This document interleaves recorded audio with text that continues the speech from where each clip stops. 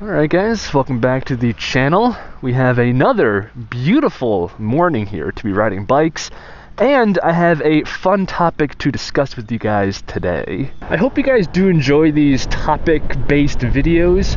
I know they're not the most exciting to watch, but I hope they're informative and you get some kind of value out of them.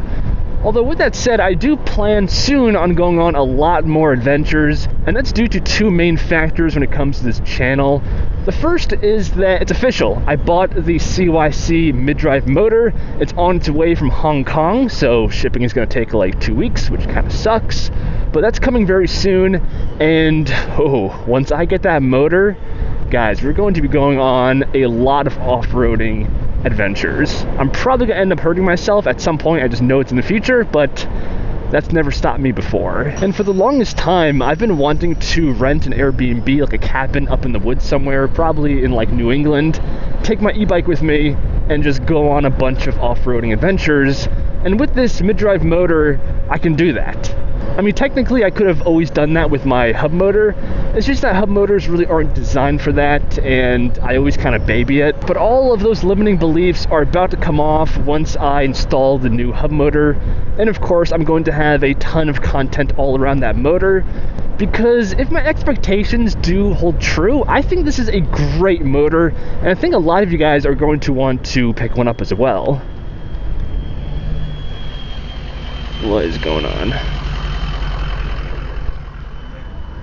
But we have another exciting factor that's about to change, and that's that this channel is getting close to being monetized. We have a little bit over 800 subscribers at the moment, and you need 1,000 to be monetized. And once this channel becomes self-sufficient and it begins to generate some money, I can devote a lot more time to making videos, and that includes traveling, renting those Airbnbs, because all of that costs money, and if this channel is cash flow positive, that kind of changes the equation.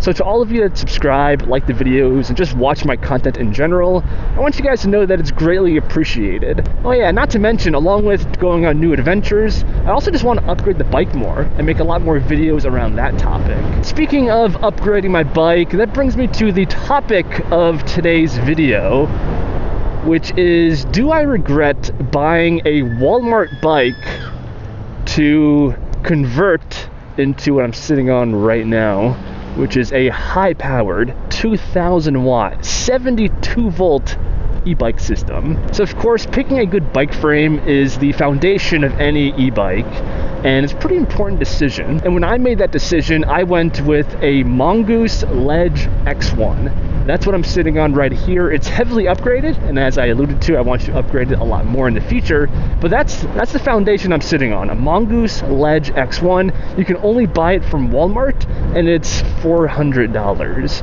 Now, for those of you guys that are not familiar with the landscape of just basic human-powered mountain bikes, I was shocked at how expensive they could be. Just a basic mountain bike could be $3,000, $4,000, $8,000. I mean, I'm currently researching wheel sets because I want to put some new wheels on this puppy, and I'm still shocked at how expensive just wheels are. The whole landscape is kind of ridiculous. But that's why I bought a Mongoose Ledge X1, because from my calculations, it was the best value for the dollar. Because as mentioned, it was only $400, and I got a complete full suspension mountain bike for that price. Now, of course, budget bikes aren't ideal. They do have compromises, that's why they're budget.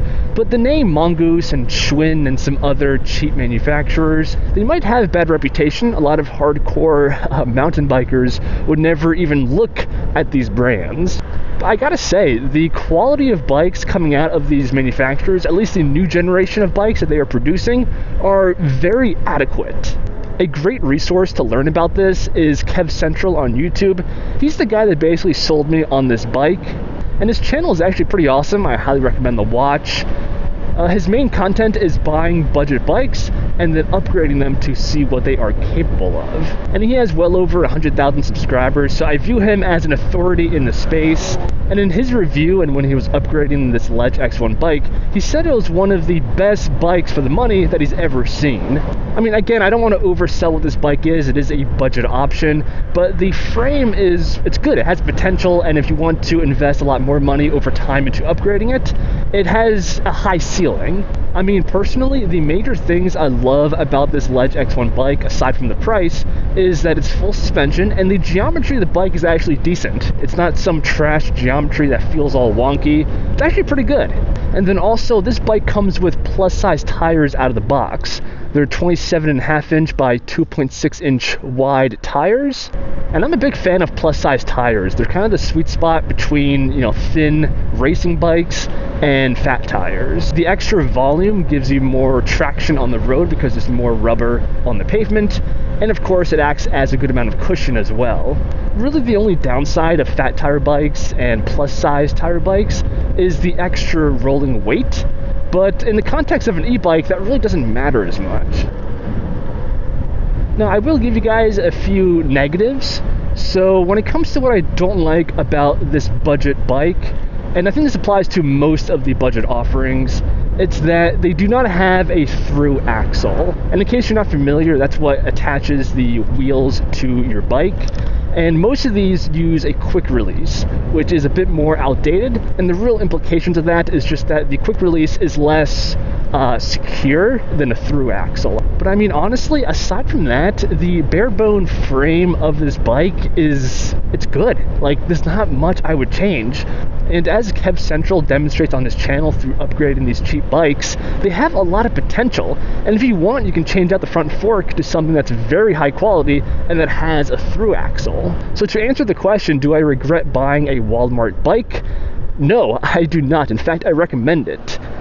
With that said, I wouldn't just buy any Walmart bike. Do some research, follow people like Kev Central to identify, you know, what bikes are the best, because they're not all created equal. And a bike like the Mongoose Ledge X1 is definitely one of those diamonds in the rough, and I think it has a ton of potential, and for the money, you really can't beat it. And aside from this model, another pretty solid choice from Mongoose is their fat tire lineup. I forget the name of their latest fat tire offering, but Kev Central just made a video on this. It doesn't have full suspension like this Ledge X1, but because it's a mountain bike, you can change out the front fork for something very high quality if you so desire.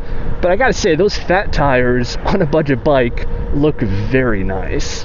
And that huge air volume, similar to these plus size tires I have here, really helps to smoothen out the ride, give you a lot more traction, and if you're making it into an e-bike, the extra weight really doesn't matter. And speaking of tires, I am going to change out my front tire pretty soon. I've been doing a lot of research. I'm trying to get the biggest or the widest tire possible for this frame. And in terms of the tread, I'm a big fan of getting the hybrid ones that are good for on-road as well as off-road. And I think I settled on a pretty solid, cheap choice. So stay tuned to the channel if you guys want to see that upgrade, as well as the main upgrade coming soon, which is that new CYC mid-drive motor that I'm very excited to show off on this channel. But with all that said, that's the end of this video. That's all I wanted to talk about. Hope you guys enjoyed.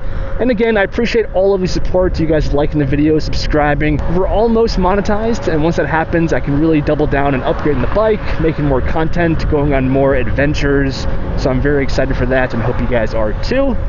But with that said, I'll see you guys in the next one.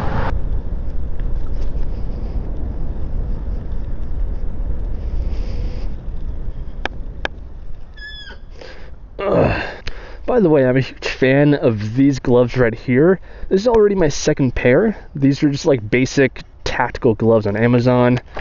Nothing fancy, but they're good for, you know, riding e-bikes, and they're like 18 bucks. They don't last super long, but because they're so cheap, every year just buy a new pair, and yeah, they're my favorite gloves.